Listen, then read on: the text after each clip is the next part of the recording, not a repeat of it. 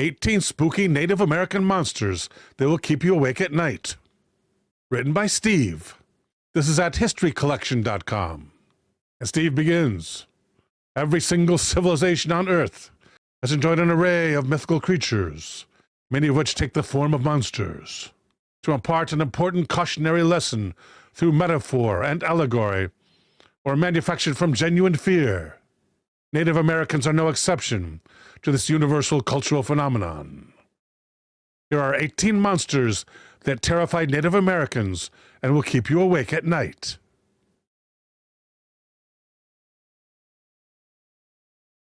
Here's a flying head. Hope that's one of the first ones. That's an advertisement.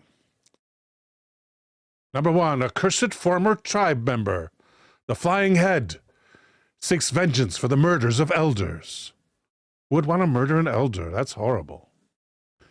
The flying head, also known as the big head, is a cannibalistic monster belonging to the Iroquois and Wyandot peoples of North America, appearing as an antagonist in numerous legends.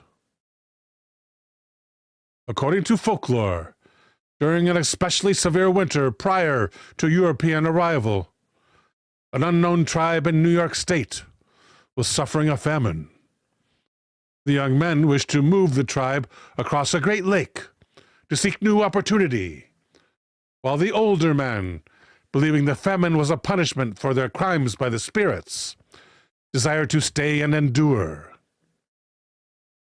Enraged by the old men's stubbornness, the young men killed them, decapitating the bodies and dropping their heads into the lake. However, one of the young men involved in the massacre became entangled in a pile of heads, falling into the lake and drowning. From the lake arose a giant head, taller than a man, coated in thick black hair, possessing wings and talons, which would perpetually hunt and haunt the tribe. After destroying those responsible for the murders, the flying head began to terrorize other tribes, during which time the Iroquois faced the demon. After being plagued for many years by the monster, including a famous tale in which a young hunter's dogs sacrificed themselves to save their master from the beast, a woman roasting acorns was visited by the creature. Believing she was eating live coals, the flying head grew terrified at the strength of the Iroquois people and fled never to return. The hill where the unknown tribe's village was located is widely considered cursed by native peoples. 3 hotels have been built on the sacred site in modern times, and each one suffered a short and unsuccessful lifespan before mysteriously burning to the ground, naturally reinforcing this superstition. If superstition it was. Number 2, the Lakutsa is a race of monstrous owl women who hunt humans, especially children.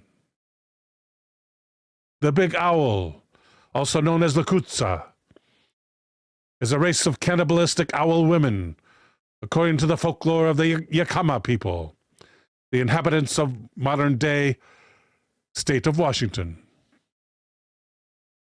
The Lakutsa live in caves and hunt the people of nearby tribes, preferring the taste of children. Considered among the most dangerous human predators, they were believed to be the progenitors of the entire owl species, themselves a spiritual symbol of death throughout Native American communities. It is believed after a Lakutsa drowned, her eyes were used to spawn all other lesser owls. Having spread in legend to southern Texas and Mexico, recent years have seen reports of an owl-like monster in relation to unexplained deaths and sinister occurrences in the region. The Lakutsa is reflected in folklore of numerous other native tribes, including the Seminole and the Wabanaki.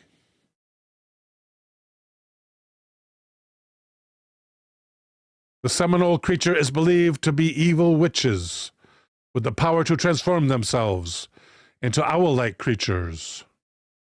During daytime, they walk among the Seminole people still, but at night they vomit their souls and become undead owl monsters that feast upon human hearts. Among some communities, it is feared that even speaking the name risks turning yourself into one, while others use the Seminole monsters as children's boogeymen. Similarly, the Wabanaki creature is a dangerous bird spirit, possessing a spectral cry and taking the form of a large owl with only its head and talons visible to the human eye. As with some Seminole communities, the Wabanaki creature has typically been used in children's folktales. This is a supposed image of the Flathead Lake monster. It says here, author unknown. The Flathead Lake monster is an enormous aquatic animal that allegedly resides in Montana. Originating from Kootenai traditions, it supposedly dwells in Flathead Lake. The creature is typically described as an enormous eel-shaped animal with a body akin to that of a snake, measuring between 20 to 40 foot in length, with blue-black skin and gray-black eyes. According to the tribe's legend, the first inhabitants of the region lived on an island in the middle of Flathead Lake. One winter day, whilst crossing the frozen lake, two girls saw antlers sticking through the ice, and believing they belonged to a drowned animal, decided to cut them off. After cutting into the 2-foot-long antlers, the ice split open to reveal the monster, the awakening of whom caused the drowning of half the residents of the lake. Similar to the Loch Ness monster in Scotland, reports of the Flathead monster are abundant in the local area, including a claim in 1889 by Captain James Kerr, 13 such reports in 1993, and an alleged rescue of a 3-year-old drowning boy, a rescue by the monster. The creature was taken sufficiently seriously that in the 1950s, a significant reward was offered for the capture of the superfish. But despite numerous efforts,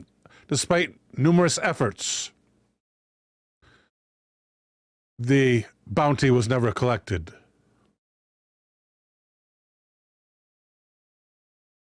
The Tahaihan. A depiction of the Tahaihan, author unknown.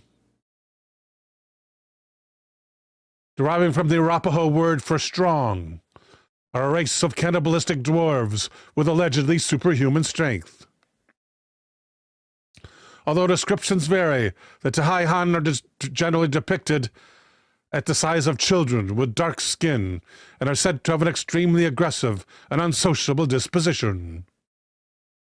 According to some legends, they possess the ability to become invisible, while others contend they merely seem so due to the incredible speed with which they catch their adult prey. Within native folklore, it is widely agreed that the Tahaihan were destroyed in an ancient conflict in which the Arapahoes and other Native American tribes allied successfully to defeat them. A unique aspect of their characters, it is suggested in some tales that the Tahaihan had the ability to remove their hearts and store them for safekeeping, in so doing protecting themselves from physical harm to their person. One such prominent story within native folklore tells of a warrior captured by a family of Tahaihan, and who to delay his death asks his dim-witted captors about the macabre organs adorning their residence. Upon learning their true nature, the warrior stabs each of the hearts, killing each member of the Tai-Haihan family and winning freedom.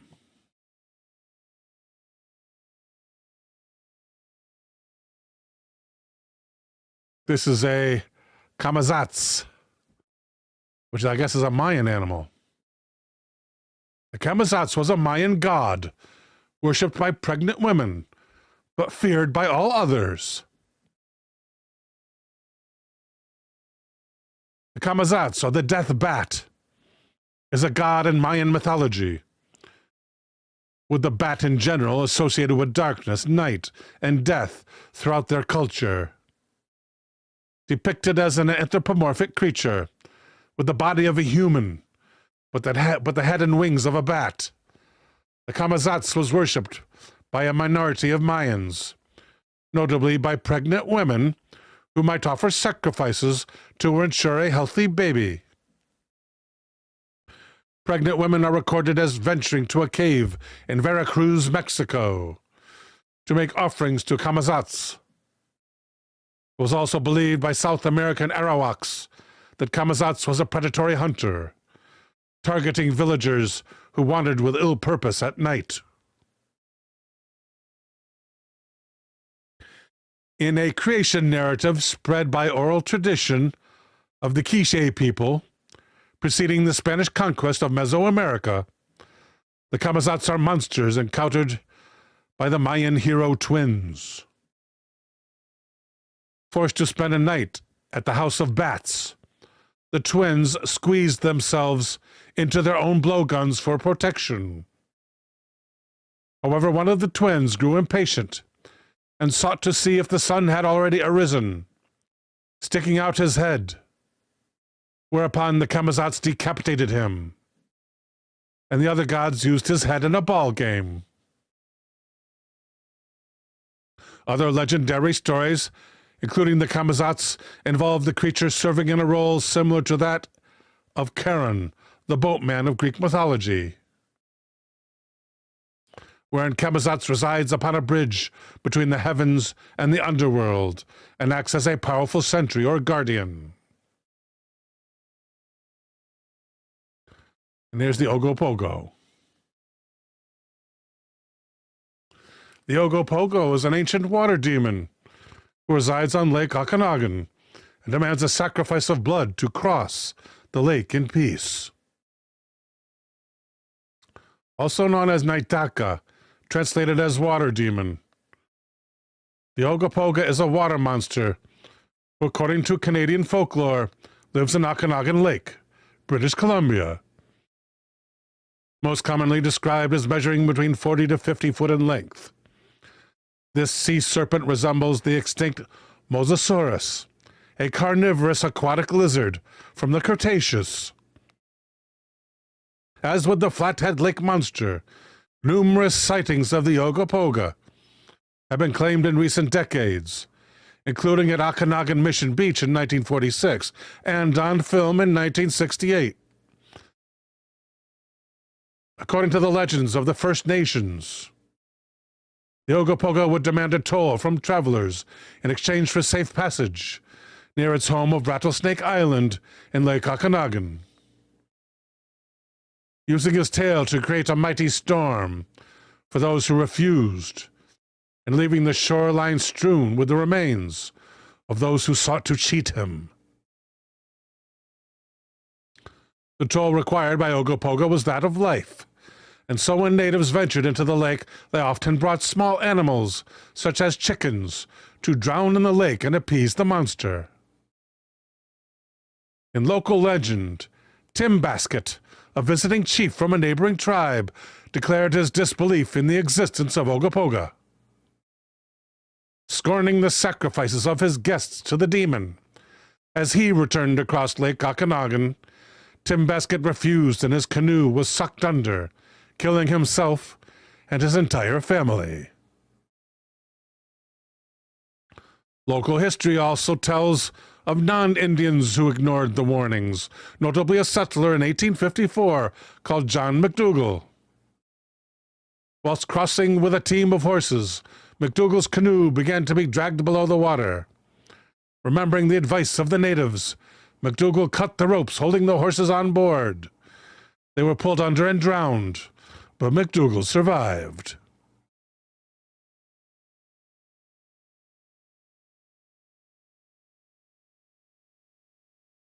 Number 7, one that's really hard to say. Number 8, the Piazza bird, we did. Number 9, everyone knows skinwalkers. We want the unusual ones. Bakwas we did as well. We did Atasia too.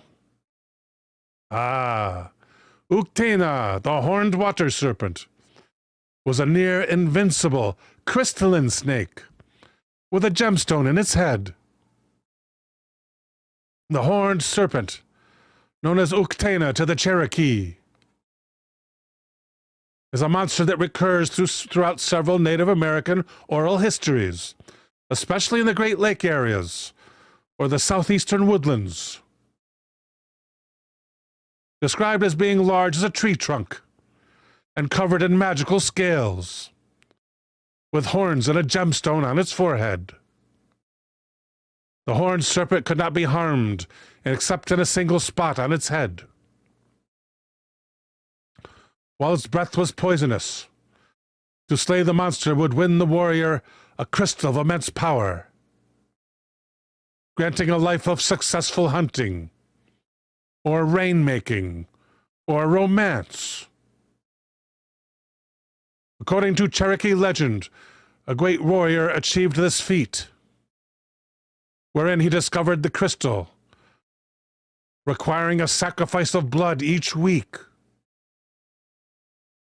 Without this tribute, the crystal searches for blood itself, becoming a ball of fire and murdering any it encounters. Other variants of the horned serpent includes the tie snake in Muskogee Creek traditions, slightly smaller than the horned serpent and likewise covered with crystalline scales and a large gem in its forehead. This snake was considered capable of prophecy, and its horns were believed to carry medicinal powers. Unlike the Uktena, the tie snake was not considered to be an evil or even willfully harmful to humans. The Alabama people told stories of a crawfish snake, of a similar design and purpose. In contrast, traditional Sioux belief claimed these serpents were dangerous water monsters of the ancient world, but had already been destroyed by the Thunderbirds, supernatural beings of great power, and only their lesser ancestors, such as lizards and snakes, had survived. The Sioux theorized this belief stemmed from the discovery of dinosaur fossils.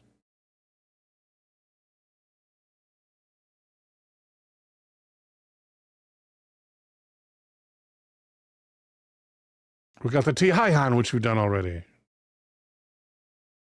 The Wendigo. What about Two-Face? Two-Face is a monstrous being who murders his victims with his razor-sharp elbows. Existing among the Sioux, Plains, and Omaha tribes, Two-Face, also known as Sharp Elbows, is a two-faced creature who enjoys preying upon native populations, torturing and gruesomely disfiguring his victims before murdering them.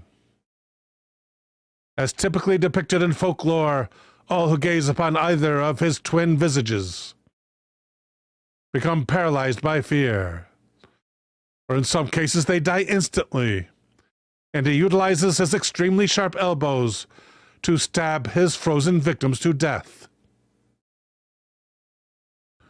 As with several Native American monsters, Two-Face is widely considered to retain a preference for children and female victims, especially pregnant women. According to Lakota mythology, Two-Face was once a woman who was turned into this creature as punishment for attempting to seduce the sun god. With one beautiful face and one hideous. An alternative origin story includes a similar background, but with Two-Face being born from an adulterous woman. This duality, as with several native stories seeking to impart a didactic lesson, is widely regarded as representing a disconnection from and disharmony with nature, and an advocation of conformity within the tribe. Don't be like Two-Face.